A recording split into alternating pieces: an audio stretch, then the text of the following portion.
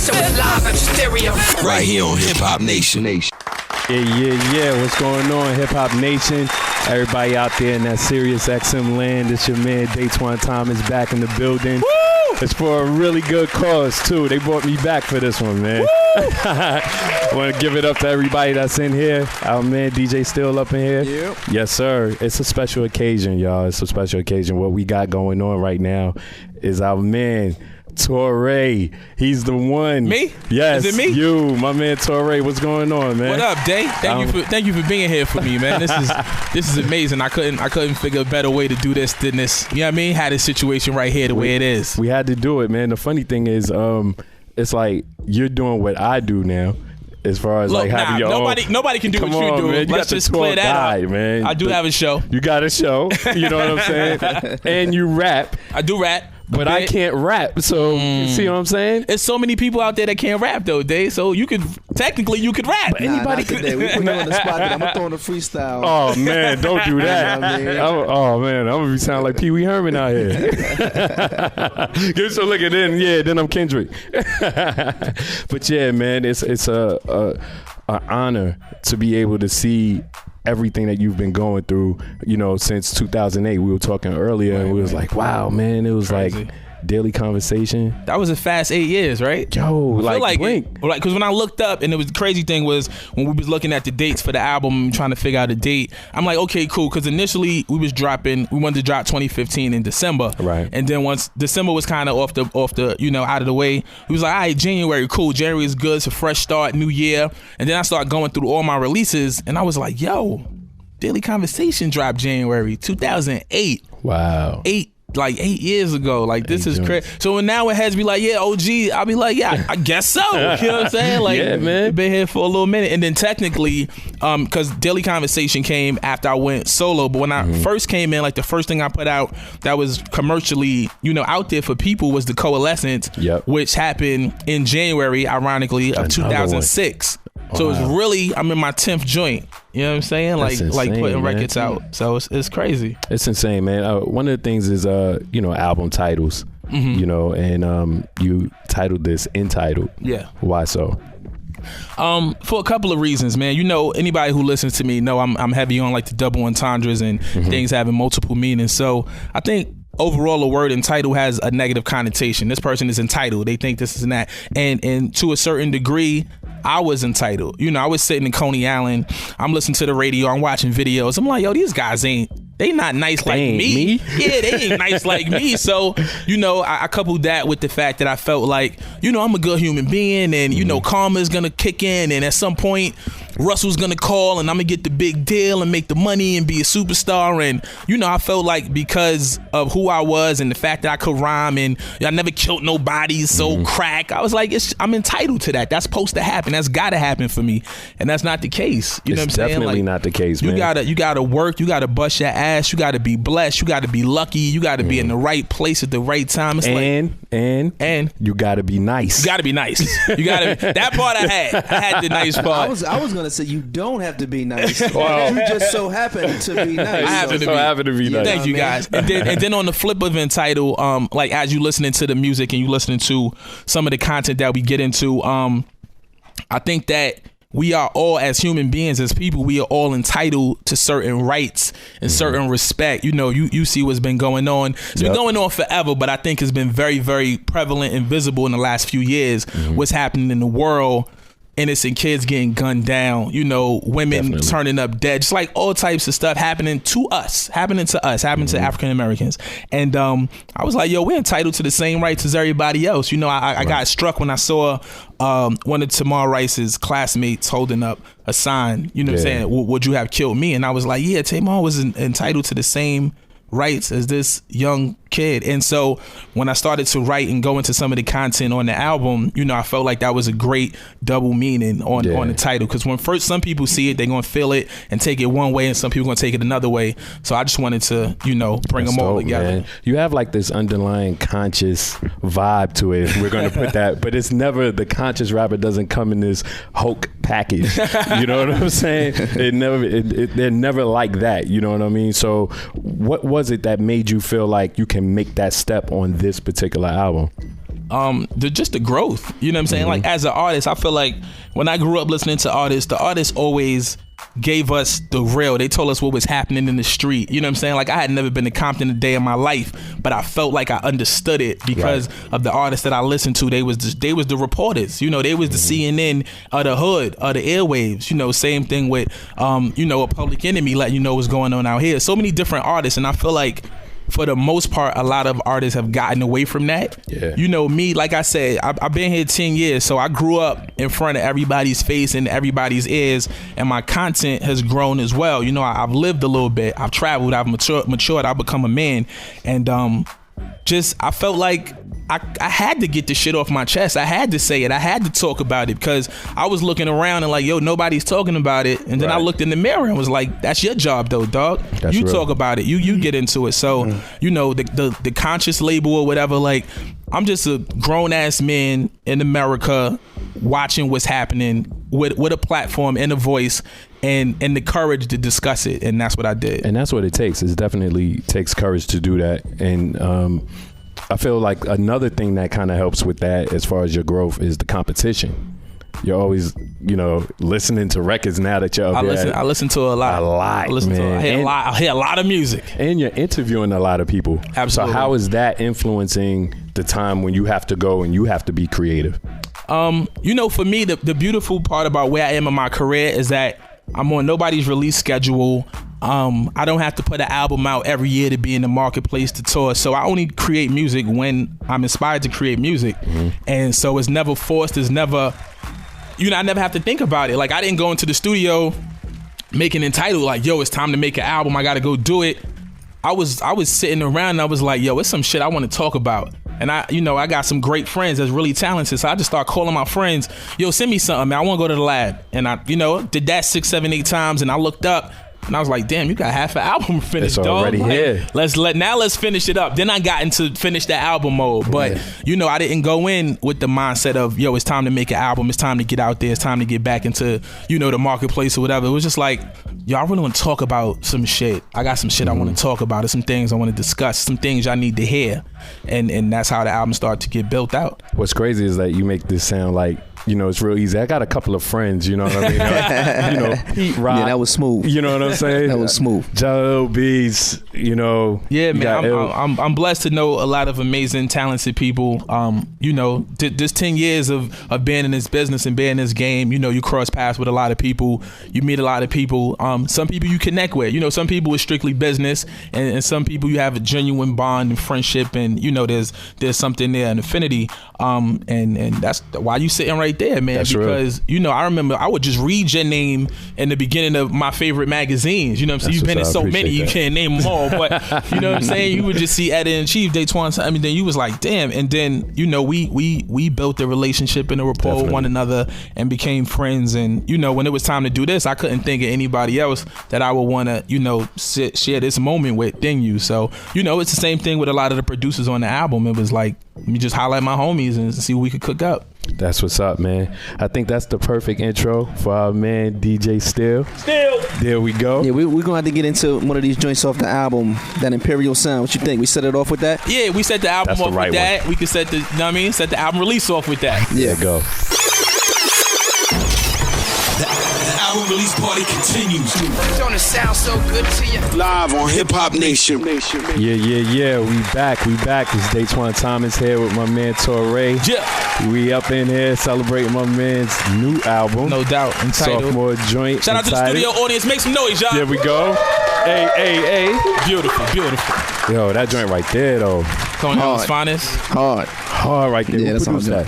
Apollo Brown. Apollo, that's the good dude right there. Yeah, that's the good brother, Apollo Brown. We toured together a few times and we've done some music together a few times. So, I think I heard that beat when we was on tour and I was like, yeah, fam, I'm gonna need that. And it took him mad long to send it to him. I thought he was fronting like, yo, what's up, my dude? Like, we was just together for a whole month. I can't get the joint. But yeah, he finally got to it and sent it. And yeah, man, that's one of my favorite joints. I was I won't say scared, but I definitely was a little apprehensive about the record being on the album because it was so personal to me in my neighborhood. I didn't know if it would translate well because across of the names board. That you're dropping. Right, because it's so Coney Island. You know what I'm saying? Like, I'm like, the hood gonna love it, but I'm big. You know, my audience is bigger than just my neighborhood. Right. So I didn't know if it would work well on the album. But it's so crazy. So many people tell me like they really like that joint. That was the joint I came in and told you about Right. once we walked in, and I think it's one of those things that's really personal for me as well, because you see different people in your neighborhood. I'm from Brooklyn as well.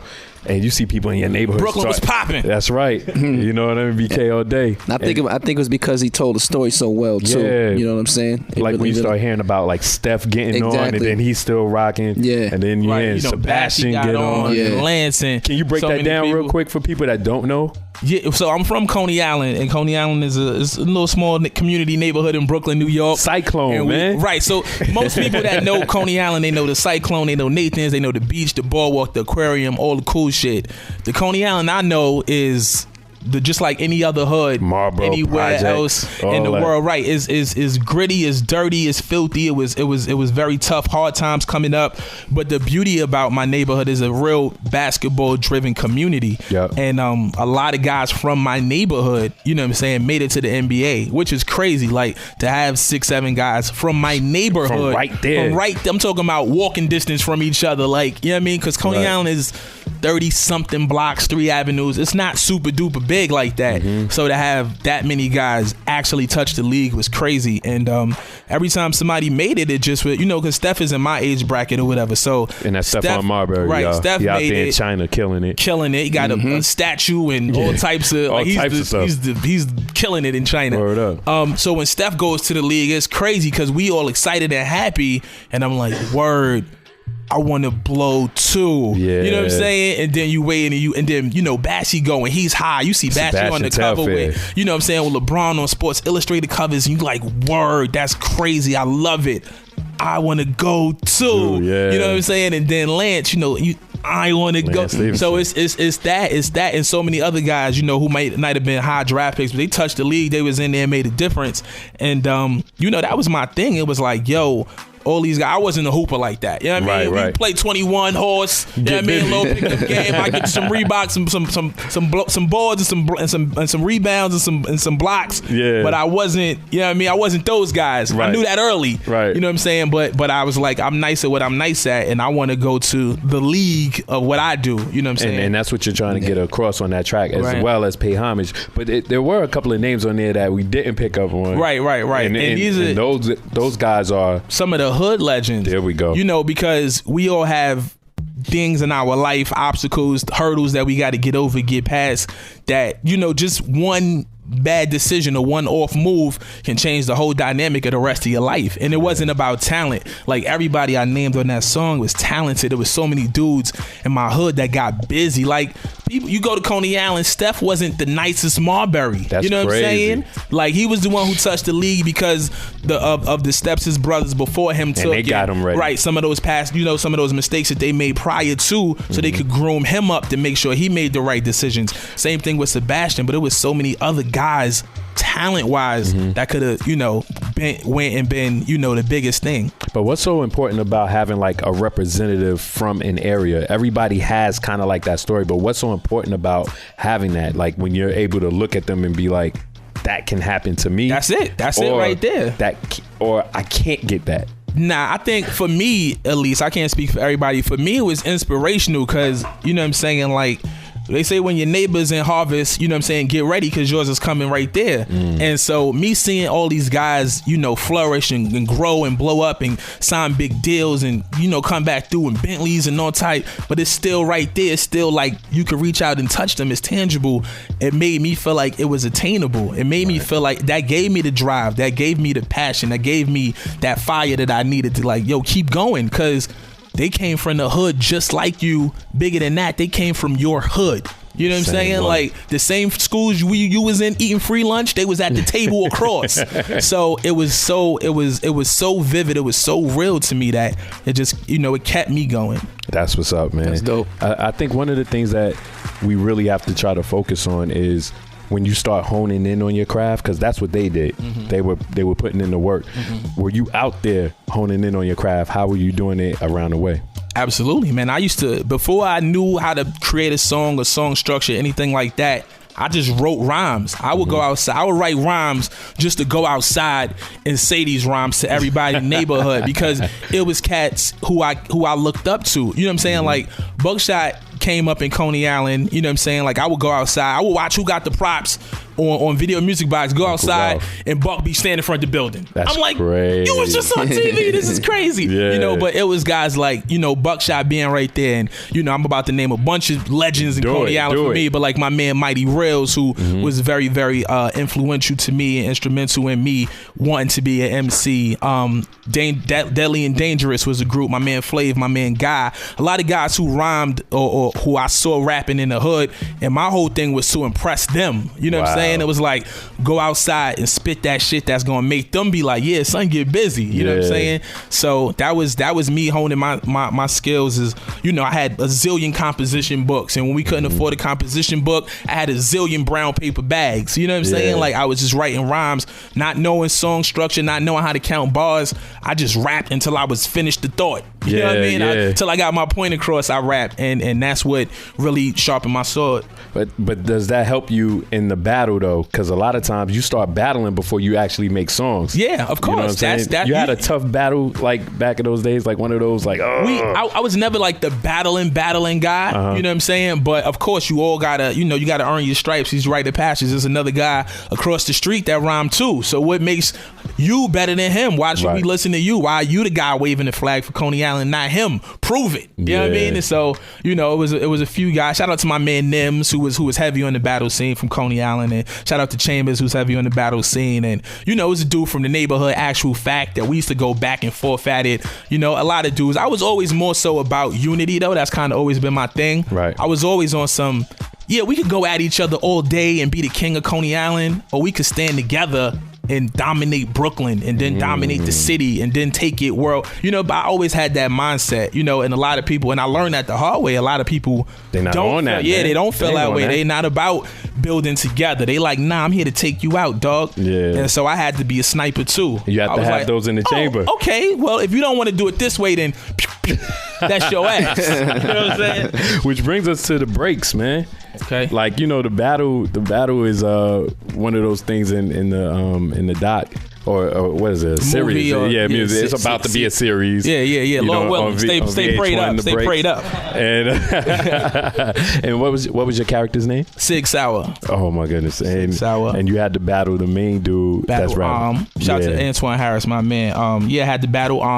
And that scene, you know, shout out to Fonte who wrote the rhyme. So everybody who's listening, or everybody Fonte from Little Brother, Foreign Exchange, the big homie. He wrote the rhymes, and he's the one who actually brought me in, you know, because he knew what the scene called for. You know, it needed to be somebody that was believable. It needed to be somebody that was an authentic NYC MC, no nonsense. You know, he had to be a little menacing and physical stature as well. The tank top work. Right. You did your push-ups. I was in the trailer going crazy. I know you did your push-ups. But it was like, all right, we ready for you. I was like, all right, give me a minute. I'll be right there. But, you know, Fonte knew that I could deliver what the role called for, and he called me up late, 2:00 in the morning, and I auditioned for it the very next day, maybe like 12 o'clock. So like 10 hours later, I was there auditioning for that role, and I got it. And you know, it was a blessing, man, because I had already knew what was going on with the breaks. I saw the press release. I knew some of the people involved. Right. So I knew it was going to be epic. And then when it was like, yeah, you're going to be a part of it. And I was like, word. You know what I'm saying? And the battle scene, like, for me growing up, you know, big house party Kid and Play fan. So like the classic Kid and Play battle at they party, or the battles in 8 Mile, or just, you know, that like battle scenes, right? These are the scenes that inspired me as an MC, as a kid, looking like, yo, this is crazy. And I feel like now I got one of those. You know, so many people is like, yo, that's one of the best battles in movie history. I already told you, man. Me and Jerry Barrow was in the building. My man from What up, Jay? Watch Loud, top dude over there. We were just saying, man, it looked like you won that one, man. I told him that. Listen, right after the battle, I texted him. I said, Joe, you got that, man. You bodied that. We got to stick to the script. I couldn't go off script, or they won't have me back on the set. But that's crazy. But man, it was supposed to be close like that. It was supposed to be, you know, it was because Sig wasn't no pushover, wasn't no easy win. And I think that, you know, the fact that it was such a tough battle, the fact that it was so neck and neck, it really showed that Am's character had something, you know, saying something that Mac or DV, something that he saw in him that was more than just, yo, this dude can rhyme. This is authentic. This is for real. This is the one. Because he's going up against a real cat and holding his own. That's real. But what's wild is that you got Phonte on the album. Absolutely. You know what I mean? And Mac. Mac is on the album. And Mac is on the album as well. Sure. Maybe we can get into that joint. We can get into that joint, man. I think that works. Let's do that, yo. It's Hip Hop Nation. Can I do a little bit? Do you want to intro it right quick? Hip Hop Nation, you got Torae. My man Datwon is here still, is on the mix. Hit us up, 877-60 Hip Hop. That's the number. Studio audience, make some noise. Here we go. Oh, we turned, baby.